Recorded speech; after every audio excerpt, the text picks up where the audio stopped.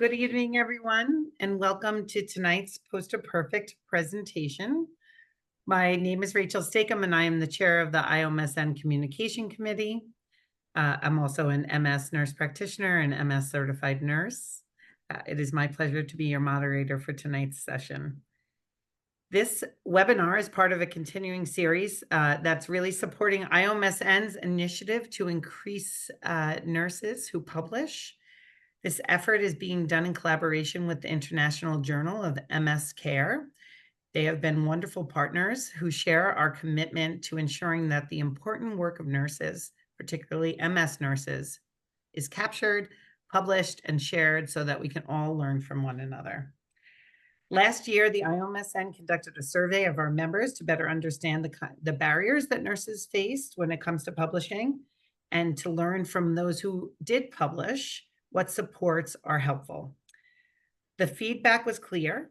Our members want to deepen their understanding of the publication process and learn the critical steps involved. In response, we've developed the webinar series. In addition to tonight's presentation, there's a session that is available online that focuses on understanding the publication process. You can find that on the IOMSN website under events. This is also being recorded and will be there too. So for those who won't get a chance to view it, you can encourage your colleagues to view it there. We have a few more sessions planned with the International Journal of MS Care that includes so tonight's focusing on how to create an effective poster. Then we're going to have another one that is how to turn a poster into a publication. And we're also going to break down some of those critical steps that are how to develop an idea and kick off the publication process, how to do a literature review, and also how to review a manuscript or a publication. I'm also excited to share that we're going to be doing a publication workshop at our annual event, where nurses will have the opportunity to collaborate, to share ideas, and to receive guidance on moving forward with publication. And that will be done in conjunction with the International Journal of MS Care as well. So our survey showed that the nurses who have successfully published had access to mentors, while those who hadn't wanted access to mentors. So in response, we are now offering mentorship opportunities, which you can request through the IOMSN website under programs and services. There's a drop-down for publication initiative, and under there, you'll see the form that you can fill out and request, and that goes to Lenny. Please check our website out. And if you are not yet an IOMSN member, join it. It's worth it. Just for access to a mentor alone, it's incredible. And now it is my great pleasure to introduce our speaker for tonight's this evening, Dr. MARIJEAN BUHSE. Dr. BUHSE holds numerous credentials. She is an MS certified nurse. She has her PhD. She's also a fellow of the American Academy of Nursing, which is a very big deal. She has been a nurse practitioner in MS since 1998, and she currently practices at the NYU Langone South Shore Neurologic. Until recently, she served at Stony Brook University School of Nursing as the graduate chair. She was the doctoral program director and in several other leadership roles. She has extensive experience guiding doctoral students in preparing posters, identifying research problems, and developing manuscripts for journal submissions. So we are so lucky to have her here tonight. And we are very grateful for her ongoing support of nurses and helping all of us increase our skills in posters and ultimately publications. So please join me in welcoming Dr. MARIJEAN BUHSE. Hi, everybody. It's lovely to be here, and I'm grateful to the IOMSN for allowing me to do this. This is kind of fun for me, so hopefully I can share a lot of information to help you whenever you decide to make a poster. So let me just do this. Hang on one second. Always mess. Okay. So in order to develop a poster, you have to have an abstract, and this is not something I'm going to talk about today. But the abstract is a summary of your paper or your project, and it's from the background to the conclusion of what you're doing. Either you did research, or you developed a project, or you have a case study. And the general format of this abstract follows the format, actually the poster follows the format of the abstract. So there's a background, a purpose, a method, results, and conclusions. And so we're going to talk about every single one of these items: background, purpose, method, results, conclusions today. Look at some good posters and look at some kind of not so great posters. So the purpose of a poster is to display information in a clear and concise manner. Bottom line is, it's short, it's bullet points. We want to capture an audience attention quickly. And I'm sure many of you have been to the annual meeting and have been to other meetings where you're just kind of walking by posters and saying, I'm not sure if I want to stop here or there. But it does, if your poster is exciting, it can capture audience attention and this encourages professional networking, which is so important. So what's a poster? It's a form of academic expression. You are expressing the work that you have done. It's a summary of a project. Project could be research. It could be evidence-based practice. It could be quality improvement. It can, as I said, it can be a case study. It's visually appealing. The viewers come to you, there you are standing next to your poster, and it's a published abstract. You have your abstract published by this. It's at the CME, it's in the CMSC, it's in the CMSC book. It's grouped by field. There are various attendees and lots of new information. I've been to Ekstrom's where they not only they have physical posters, they have the posters that are electronic, which are hard to read as they go past. But there are so many ways to show a poster. And posters count. It shows your work. It shows how important the things you're doing are. They count in conferences and symposias. They demonstrate your expertise and the people that you work with. This is what we did together. And it demonstrates your attention to detail, because posters are extraordinarily detailed. You get to practice public speaking. For those of you who don't like to talk a lot or say anything, those are good areas to practice. You learn the current results in your field, and the way you do that is through what you're presenting. It deepens your understanding of your topic. There's an opportunity for teaching and learning, because you might see more in what you show. You share ideas, and you can create collaborations with others in other places, and that's really exciting too. So who's the audience? When you understand who you're going to be facing, because really you are going to be facing them, you have to consider what the attendees want to learn. And so I'm gearing this, and I'm gearing this towards the CMSC, but this is good for any academic conference. And the reason I'm gearing this for the CMSC is because in January, the abstracts are due for poster or podium. So if you wanted to do a poster, you do the abstract by January, and then once you get accepted, which I'm sure you all will be, then you go to the CMSC and you with your created poster. So the tone and the terminology, of course, would be multiple sclerosis or NMO or autoimmune diseases, that MOGAD, that really mean things to a lot of people in that audience. And you want to use visuals that match the audience's experience. You don't want to put anything that makes, and I'll show you some of the posters that I have, that makes the audience say, what are you doing here? What is this? Practice, of course, practice makes perfect.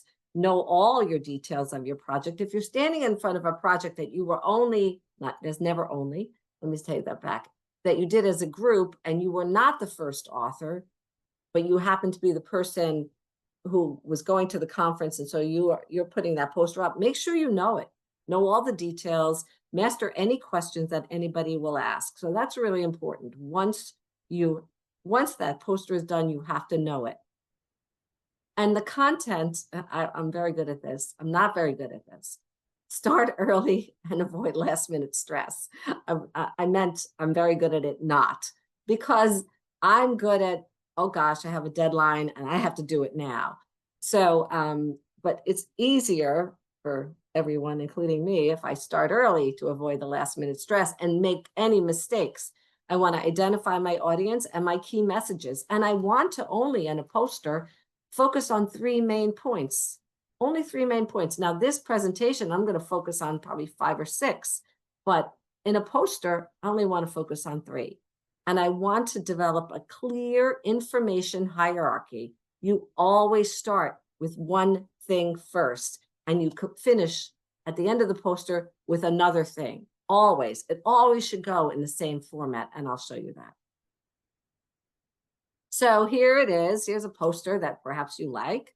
Introduction, materials and methods. You can put the literature cited over here, but we're going to put it somewhere else in our posters as we move on. Acknowledgements and further information. All these bottom things are interesting, but they're not what the people will look at first. They want to look at the introduction, 3 sentences. Sometimes there's 4 or 5 sentences, but they're bulleted. Results, the biggest part. Conclusions are what happened. And the title is so important because I learned from one of my colleagues that you always put the result in the title because that gets people stopped. If you don't put the results in the title, they might not know what you studied and they may not be that interested. So the layout of the poster, you're going to make a rough plan with standard headings. We'll go into each one of these. You might want visual aids. Pictures are worth 1,000 words. We know that. Images and figures. You want space on posters, which is just remarkable because you think you have to jam it in because it's like a paper, but no, it's not. Figures, text, space for the text, space between the text, and you also want to balance your poster. The title, same as what you said in the abstract. So if you sent your abstract in and you called it Eating Cheerios on Saturday morning, that better be the title of your poster.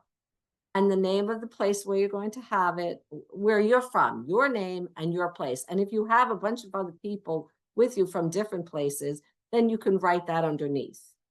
The abstract, the introduction, the results, the discussion, the literature, citations, and resources that you use, and acknowledgements. All of them are very important in this poster. So this is your layout. And then between all these things, you're going to put some visuals. You're going to make sure the font is legible. And generally, we use Times New Roman or Calibri. If you want to use something else, it's fine, but sometimes it gets a little scary. The shape and size of the poster. So I know at Ektrom's, they have the posters that go from top to bottom. At the CMSC, posters go from side to side. So they could be 48 by 36. I think that's the size of it. So it depends on what layout you're going to have for your poster. And the introduction. In your introduction, you're going to have a picture. In your methods, are you planning a flow chart? In the results, are you going to have figures, line graphs? The discussion is bulleted. And then you have to look at your reader orientation. Most people read from the top left to right and bottom. And that's how people read. They go top left to right and then the bottom. So a lot of your information should be up front and up top. The less important information should be closer to the bottom. And then you're going to organize this with color, and I'll show you that too. So this is what this means. Look how nice the one on the right is compared to the one on the left with all the words. I mean, you can't actually see all these words, are just kind of lines, but could you imagine having to stand there and figure out what that's about versus this one? You're like, oh, that's a pretty like it says, that's a pretty poster. Maybe I'll stop by, especially because it has my interest in it. So here's one from, some of these just came right from the internet. This is from School of Medicine in Wichita. And you can see how they did this. They did the background, they did the methods. And this is a end of rotation survey. So this was a survey poster. The results, what they did, what they found, and the conclusions and the future plans, all on one side. The other side contains the questionnaire and what they found with the questionnaire. Now, That's another way to do it. Put everything on the left, and then your what the questionnaire you used and what your findings were in the questionnaire. So there are various ways to make it more interesting. And this one is a funny poster. I have no idea what it's about, but we've always used it in my doctoral studies. So this is all about experience. I have no clue. See, there's not a lot of information in here in this introduction. There's a lot of pictures. And then this procedure that they did at least has bullets. The results are kind of like, okay, what are your results here? It's very confusing. And the conclusion, again, you're still seeing figures. Here's the references and here's the acknowledgement. So for me, since I don't do these, I would call this hard science. I don't do these hard science posters and in nursing, we generally don't do that. I would be confused. And I think anybody who would look at this would say, I don't really understand what they're trying to do here. So the poster design, as I said, the poster is communication, the design is communication. Thus, if you have a good design, you have an effective poster. So some of these designs, as I showed, this is like a confusing design. This design is fine, but this is something outside the norm. And so look at this appearance. This is an interesting appearance. Has lots of pictures, lots of stuff. It's I wish if somebody could answer, what do you think about this? Can anybody say? Don't be shy. I wonder if you're all muted. You might be, I don't know.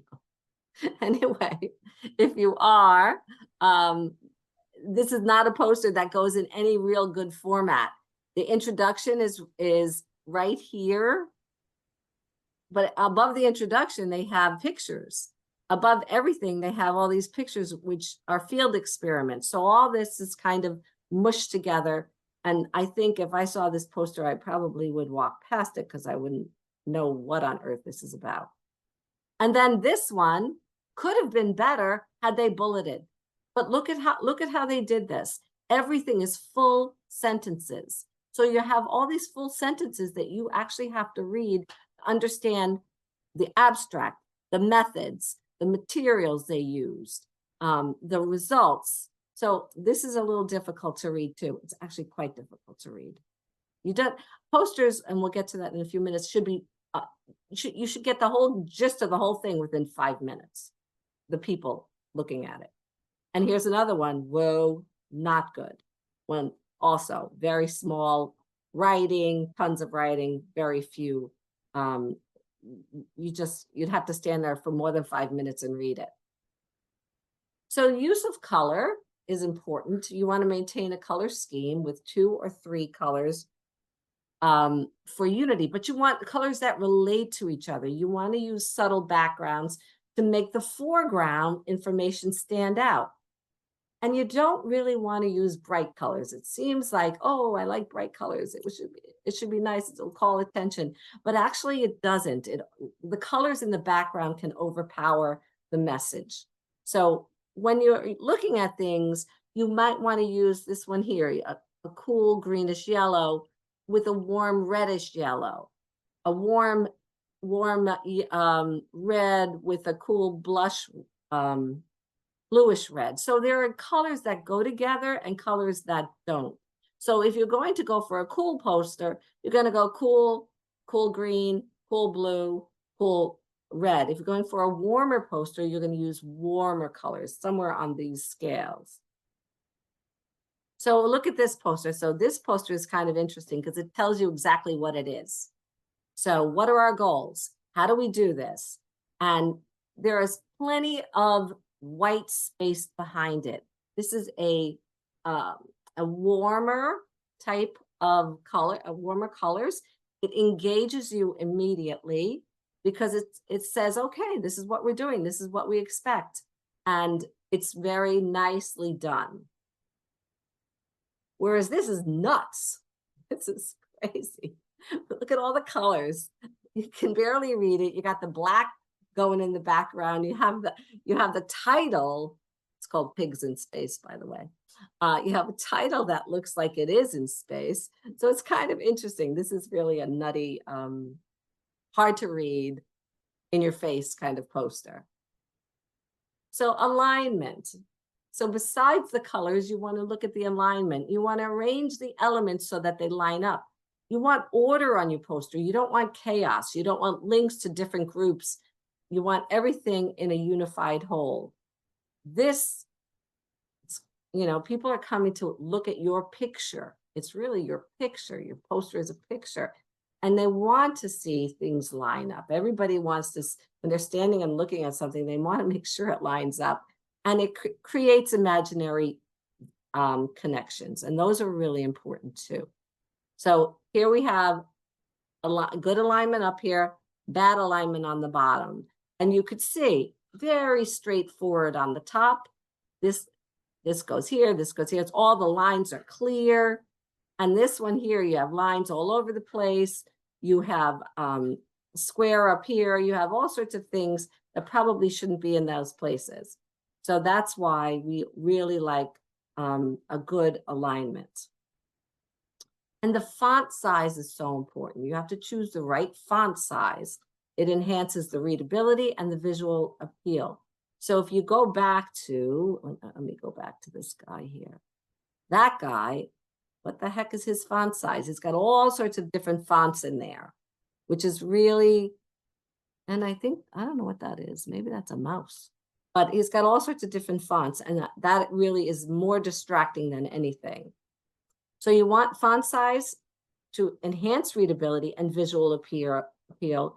You want to use the common fonts, as I talked about before. I generally use Times New Roman or Calibri. Some of the sans serif fonts are good for titles and labels because they're clear, but you want to limit the use of different fonts to only 3 or less to maintain that clear design. You can combine upper and lowercase letters, and then ensure the text is large enough to read from 5 feet away, because as someone passes your poster, they'll probably be around 5 feet away.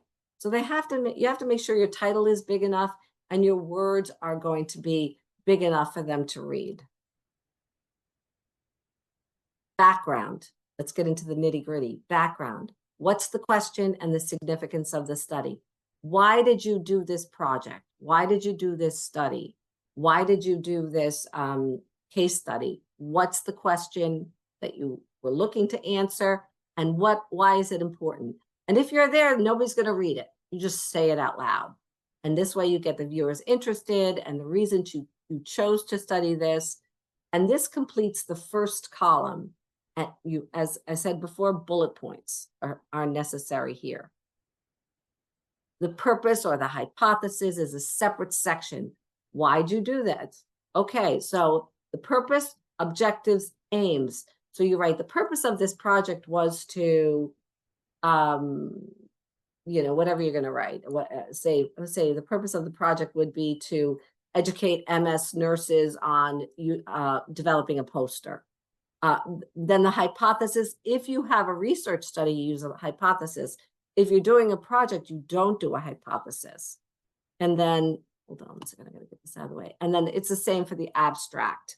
So that's what you're gonna use the same. So in this area, you're going to find information. You're going to look for your objective and your goal, and you're going to say the purpose of this project.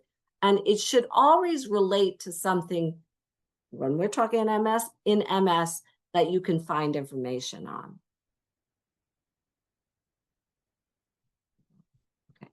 So the methods describe the procedures and methods in detail. So what you're going to do, so say you're doing research and your research is a survey. You want to survey all nurse practitioners in MS or all nurses in MS regarding their understanding of poster development. I don't know why, because that's what I'm doing today. So you want to see if you can get enough information back from them. So say I send out 300 questionnaires to 300 nurse practitioners and MS nurses. And so I would describe that, where I got the survey from, how I got the survey, why did I do that? So the survey generally should come from something that's been published already, not necessarily in MS, but in another field, something very similar. And I'll just give you a heads up for this. If you are going to use somebody else's survey, you have to ask permission, and you have to ask permission to modify it. So when Rachel talked about how we surveyed as many people as possible about publication and mentors, that was a survey I found from an article. I did a search. I found it in an article from a woman from the University of Texas, and I sent her an email. I said, can I use your survey and just change it, modify it a little bit? And she said, absolutely. Let me know how it goes. So that's, people are very willing. There are some surveys, if you use, they want to charge you for it. So what I would say is, you know, if you're not funded, find a survey. There are many surveys that do not cost money. So in these methods, you're going to describe your procedures and the methods in detail, describe the challenges and the lessons that you learned.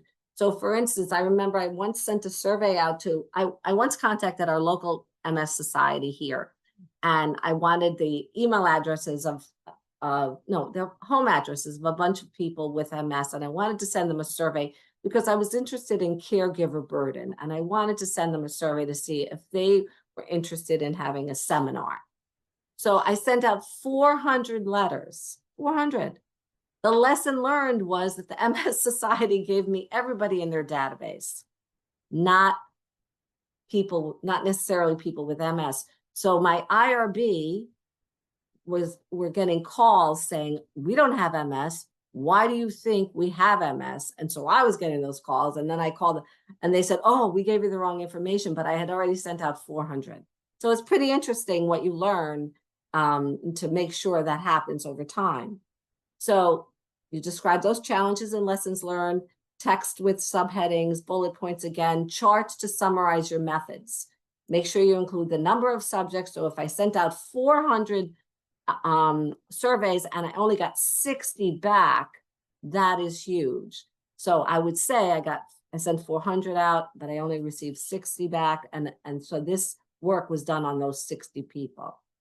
The design of the project and the statistical methods. What methods did I use to look at those surveys? So this is a very interesting study. This is from my colleagues at Stony Brook, and they did transformative learning and distance education, and they presented this to the American Academy of Nursing, and the background was the DNP curricula. The transformative learning model is what we used. This is the purpose, the method, these are the measurements, and this is the process that we used. So how to get our students in 1 year and out the following year, 15 months later for DNP. And what we learned, these are the results we had. These are the analysis. We looked at themes and our implications. So this, I don't know what you think, but since I know this poster very well, I think it shows beautifully because you can see really what you've done. So results are the largest columns, and often the two middle columns, and you summarize the data, and then you put them in the results. The report, you want to report results of statistical tests and analyses that are positive or negative. Whatever happens, you want to report all the results, and you draw those implications from the results and their considerations. So if you had, I had a doctoral student who was looking at diabetic retinopathy, and she decided that she wanted to teach all of their all of the providers in a few practices about it. So she did this whole teaching thing, and she did this pre-test and this post-test. And the pre-test was, everybody knew about it. They said they were brilliant. They didn't need any information, but she still went on. And then she did the post-test. And her goal was to see if they increased the referrals to an eye doctor for a diabetic retinopathy. And despite the fact that they all knew everything, they increased it, but they increased they increased the rate of making those referrals to about 50% more than they had been. They knew it all, but they weren't doing it. So it's interesting. So what's the implications and considerations of that? Maybe reminding people of what they should do is important. So that was, to me, that was a really interesting finding. So it was negative, but then it was positive because it worked. Make image-based, make these results as often as you can image-based, figures, consistent axes across the poster. Make it simple, easily seen. Make your lines wide enough and a large text, because that's what people want to see. They see your title and they see the results. And that's really what they want to see. Did it work? So here's a poster title. Here's the name of whoever might be doing it. Here's the abstract. Here's the material and the methods. They may have a figure. In the introduction, you might have a figure also. Here's the results. Figure 3 and figure 4. It should be big. Here's your discussion, and then your references and your acknowledgement. So this is very well done. And even if you use those colors, you see that they are soft, and white writing on them could be used in the backgrounds for the writing and with the softer backgrounds. So for your conclusions and your discussion, it's very few words. You use bullet points again, and you interpret the meaning or the implications of your results. So here you got all these people to do something. They answered your survey, and you found out the results that they all believe the same thing, which of course never happens. And so what are you going to say about it? Why is that important? Or why isn't it important? And you want to tie it back to the real world problem. What were you looking at? Why is this important? Or why is this not important anymore? And you want to aim for reasonable conclusions. You don't want anything, and it has to be strongly supported by evidence. It can't be anything you didn't do. So you really have to, everything has to be tied together tightly. So if you have a hypothesis, the conclusion should be compared to the hypothesis. Did it work? Did it not work? If you have your purpose and your objectives, did you meet your purpose? Did you meet any of those objectives? You can't, there's no pie in the sky thing here. You have to actually tie everything together. And you want to, we talked about this earlier, incorporate high quality images. Images have to support the poster's message and be of high quality because they have to make sense. And you use high resolution images that convey important information. So even if, I'm sure those of you who have done talks before really want to have good images that make sense in your talks. And that's for your poster too. Make sure you adjust the color and contrast, and then crop the images to focus only on the key details. You don't need all this other stuff. You don't need stuff supporting stuff. You need the exact images that have your details, because people will look at images, and you want to provide these captions so they understand why that image is there and the meaning of it. So here's references, which some people use now. You're going to use references cited in various ways. It usually goes in the lower right corner, but many people lately, which makes a lot of sense. Let me just change this to that, creating a QR code instead.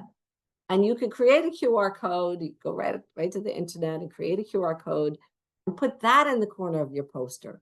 So that will have your references. That'll tell the attendees that they can get a copy of the poster and your information on that QR code. Encourage people to take that picture.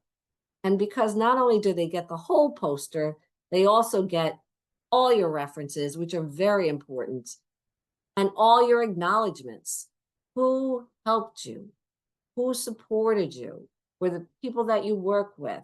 Did you have mentors? Did you have faculty? Sigma Theta Tau is the Honor Society of Nursing. They oftentimes give funding.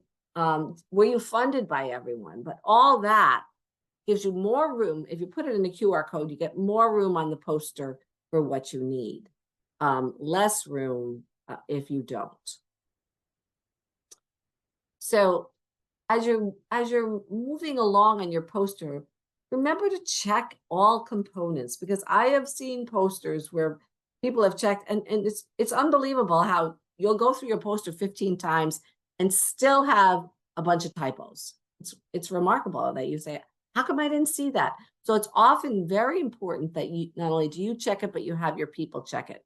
Now, if you look here, where this poster here, they have the background, they have the present study. Now they have the methods. They're going over here. They're going over here. They're going over here. They're going over here. They're going over here.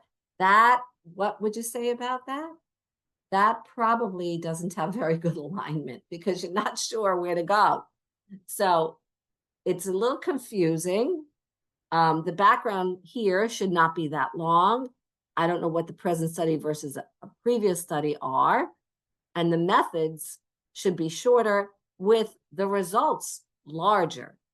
And what over here is these are different experiments, experiment 1, experiment 2. The results are kind of all over, and your conclusions and your acknowledgments. So that is kind of discombobulated, and it would really not call enough attention to people. So all components are, make sure they're all present, they're clearly laid out, they're easy to follow in case you're not there. What if you're not there? What if somebody, you just have to run out for a minute? Somebody can follow it. And I know at the CMSC that once the poster session is done, the posters hang for a few days and people wander around and want to see it. And that at the poster session, the people putting in the posters stand by their poster for an hour or two. After that, the posters are there on their own. So that's why, in case you're not there, you want to make sure this makes sense. Once again, the text has to be concise, legible, free of spelling or typographical errors, which happen a lot. The background should be unobtrusive. This is actually a beautiful background in this one, but it's all over the place.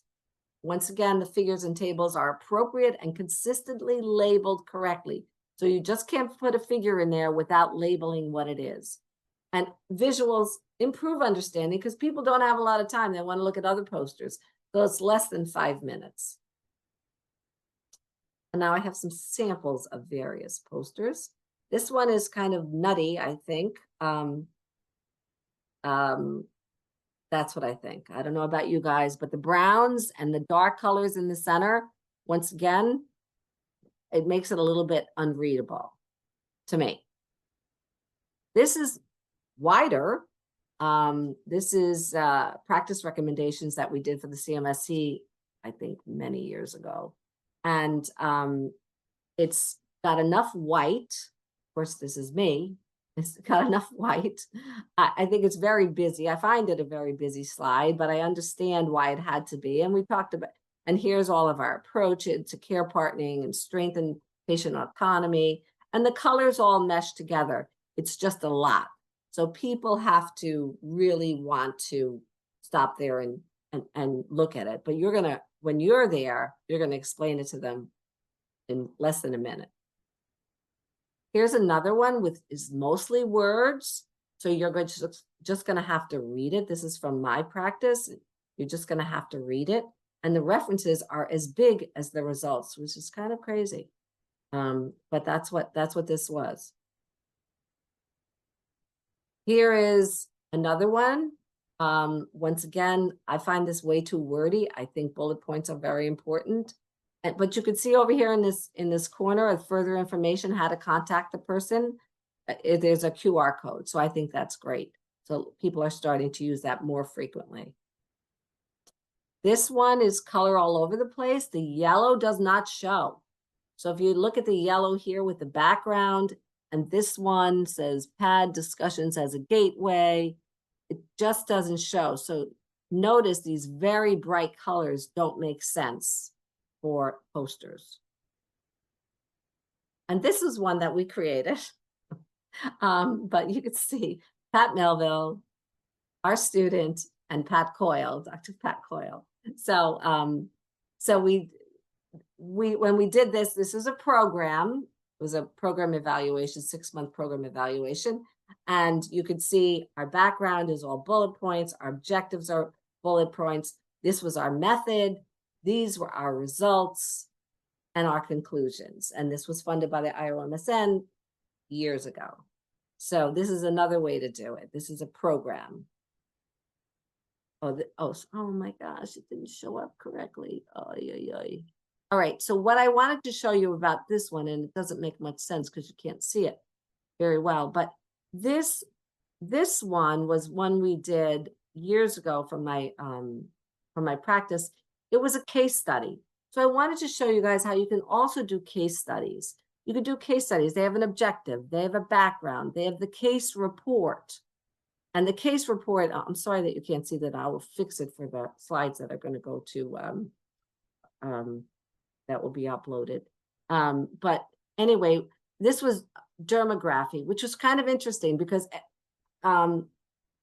dermatographia is when you scratch someone's skin, it stays for a long time. So you could write your name on it and it would stay. Well, in our practice, it was the rash. She started with the IV in her arm. I don't know if you could see this. It's a big rash here, a big rash there. We thought it was an infusion reaction. We stopped the natalizumab. We did this, we did that. And then we realized, oh no, because she was itching also. So we realized, oh no, it's not that. It's a type of urticaria just because of the mast cells releasing histamines. So it wasn't a skin reaction or an allergic reaction during the natalizumab infusion. So that was one thing that we found. So anybody who would like to do a case study, which we really like to, it's important to give that information to everybody so they get to see that. Cases are really very important for people to see in poster and in writing. Hang on a second. And then this is another one, at least this one looks better. This is something called bullous pemphigoid. And pemphigoid is really a strange, very strange disease. Most of the time, people get it in their throat. But this female complained of the skin itching, developed all this skin urticaria and all these blisters and everything. And it was just a skin disorder, had nothing to do with the infusion again. So cases are just as important. So if you want to do a case study, I think that would be very valuable. So practice makes perfect. Finish early enough to practice. Practice, practice, practice. My second bullet, make sure to practice. Develop a 5-minute presentation. Know the first sentence. Know what you're going to say for each figure. What are the transitions between the figures? What do you point out in the figure that you have? Oh, look at this or look at that. When you're practicing, run through the entire poster. And when you're talking, be friendly. Don't sound like you memorized it. Be excited about your work.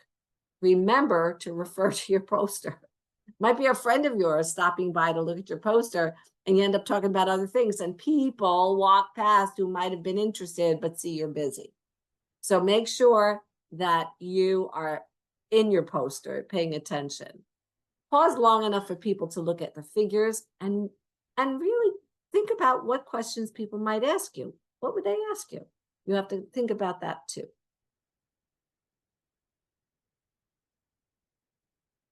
Stand to the left of the poster, just real regular stuff. Stand to the left of the poster where people start reading. Take initiative. You could smile and whatever, say. If people come closer, draw them in because there are probably 500 posters. Draw them in. Give your name, get their name. Ask them if if they want you to walk them through your poster. If they say yes, then go in less than 5 minutes. Quick. And then they can ask you questions. But that's the big thing. You have to draw people in to your poster. So start with the intro. That'll catch them. This, once again, you have to, if you have this one, you'll have to show them where to go. No pointing if you have no figures. Move to the methods, summarize them briefly. move to the results, summarize briefly. But at the beginning, tell them if it didn't work. What worked, what didn't work. Go right to conclusions, acknowledgement, or any questions. So you just go very quickly through the background. This is what I did. This is why I did it. That's why we did it. This is the study we looked at. This was the literature in the past. This is how we did it. This is what we found. And our conclusions are that, you know, this could be replicated, and most studies have to be replicated. Most research studies have to be replicated. If you do a research study and you've got 25 people, certainly in MS, that's not enough. In MS, we end up usually having 100, 200, 300 people because it's hard to attract everybody. But, you know, we can replicate it again. You could do something a little different if you want. Take your same study and do other things with it. So there are ways to use the literature for what you need to say. And then you have to, you know, do a correct flow. Tell them what it is. Start with that intro. Briefly. I can't tell you enough. Briefly. In a nutshell, your poster must grab eyeballs. You want it to look good. You want it to be good. And it must grab people's eyeballs. So here's your poster over here. This nice looking fellow has his whole poster. It's a dental one. And he thinks this, just to see this doesn't equal. Your poster does not equal a journal article. You can't use a poster for a journal article. You could use what you've created for the poster as a journal article. And that's coming up soon, as Rachel talked about, how to move your poster, because I just want you to know about 75% of posters, dissertations included, by the way, DNP projects, whatever it is, about 75% never transition into a manuscript. And it just, people get overwhelmed with a poster, and believe me, I'm one of them, get overwhelmed doing a poster. You just never put it to paper on a manuscript. But if you have to think about it, you've worked so hard, why wouldn't you do that? Anyway, that's my blog over there, but you'll see more in the future of that. So this is me, marijeen.busey@gmail.com. You can at any time contact me, and thank you for coming and thank you for listening. And if there's any questions, Rachel? Yeah, I don't think we have any in the chat, but we can certainly open it up if anyone has anything they would like to say. You can just unmute yourself and go for it. Hi, Mary Jean, it's Therese. I don't know, can you see me? Can I put myself on video too? Rachel? Not that I want to do that. Let me just say. Therese, I saw you sitting there. I'm like, oh my gosh, what time is it in Australia? Oh, it's reasonable. It's 11 a.m. Oh, okay, good. Oh, thank God. Yeah, there shouldn't be any reason you can't go on video, Therese. I'm sorry. You were on video before. Yeah. Oh gosh, I didn't mean to. Oh, there you are. Hi, everyone. Beautiful presentation, Mary Jean. So thank you for putting so much work into that. And I think what was most useful is being able to see the examples, because it's one thing to be told, you know, how to do it, but to see the examples that you put forward there was just the gold in that, because for me, because that just enabled you to see exactly what you were talking about, because I think it can still be so abstract to people, can't it? Like, you can be told how to do it, but until you actually see what's good. And I think the other thing that you mentioned, just touched on, which I think is really important, is that to understand how to do a good poster, you've got to go out and find good posters, don't you? You've got to go to these conferences and just look through as much as you can, because, you know, that helps so much, because you can identify what you like to see in a poster. Yeah, so and true. if you like can it, identify what you don't want to see. Oh, yeah, exactly. And too much. And so it was fantastic to see those examples. So thank you for that. I just wondered if you had any tips for people. I think this is pretty universal and probably across the world with every nurse. It's terrifying to think that you're going to be in a poster session and people are going to come up to you, or possibly what's worse is that nobody is going to come up to you and you're left standing there. So, and I think we've probably all been in those situations. And it's terrifying. Have you got any tips for people on how to handle that well? You know, because that comes along with doing a poster, but It can be really... does. And sometimes, as I said, it's how the poster looks. And you're like, eek, this is too much for me. But many people do not put the results in the title. And I think if you do that, they're not looking for the results. They'll be saying, oh, look what happened with this. Because then they don't have to spend a lot of time trying to read it or whatever, or walk past it. But I think if you put the results in the title, you know, like a program evaluation on older people with MS, and then they'll say, oh, people who are interested in older people with MS might say, oh, what kind of program did you run? You know, and they might stop by. So I think that's important.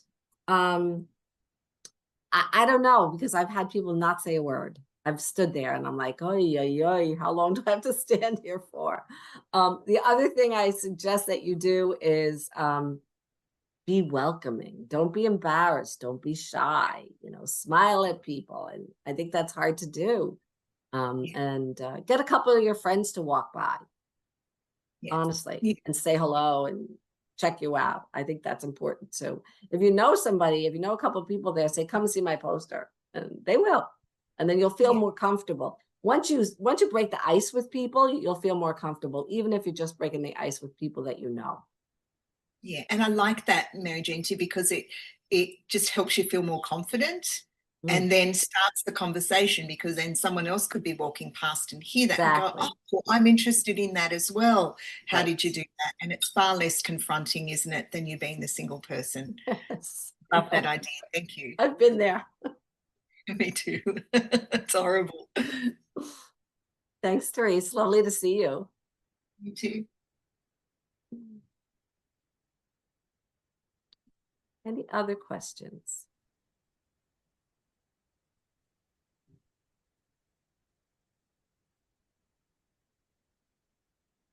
I was just going to add, MARIJEAN, one is to echo what Therese said. This was great, and thank you. I learned a lot. And just to also tell the participants, everyone who's on, that if something does come up and you do have questions, please feel free to reach out. You can get, Lenny is always the best person to get to. Lenny, could you just put your email in the chat so people have it?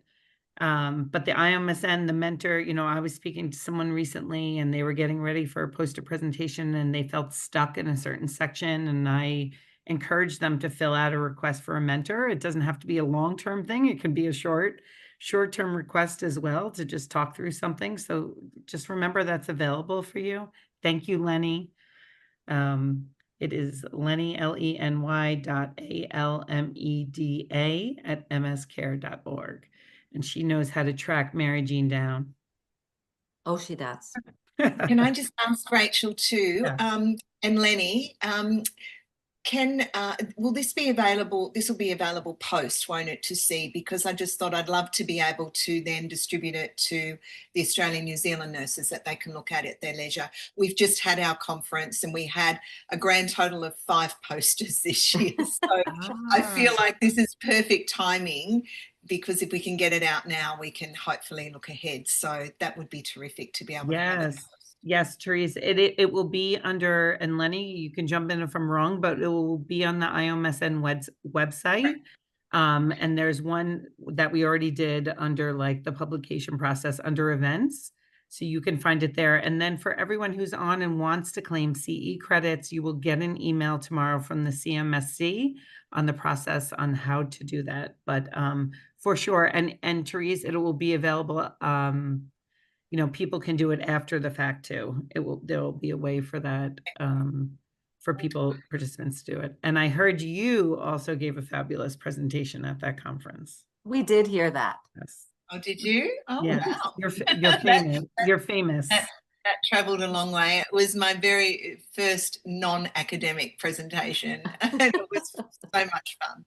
Yeah. And Thank it was a you. Nightingale award that you were given, right? Yes. IOMSN Nightingale award that allowed you to do that. Teresa, am I making that up? Oh, sorry, no, two different things. So I did okay, a ignore talk, me. but yeah, but it was the Nightingale Award. We did a half-day Foundations of MS session for infusion nurses and nurses new to MS, and it was fabulous. It just went down, and we're going to record it online now so that people can view it free of charge if they're just starting out or if they're working in an infusion unit or a rehab unit. So I think it'll be fantastic. So wonderful. it just, what I love about that is it just shows that the Nightingale Award can just be a start. It can be that incubator for something even much bigger then to happen. So yeah. That's great. Congratulations. Thank you. Well, thank you all. I know your time is precious and we're so grateful you decided to spend it with us. And again, thank you, Mary-Jean, for a Oh, my wonderful pleasure. Really, presentation. this was fun too. Yeah. And to Lenny for making it all happen. Lenny, yay, Lenny. Thank you, guys. Yes. And Lenny said it will be available on both CMSC and IOMSN. So stay tuned. All right. Everybody have a good night.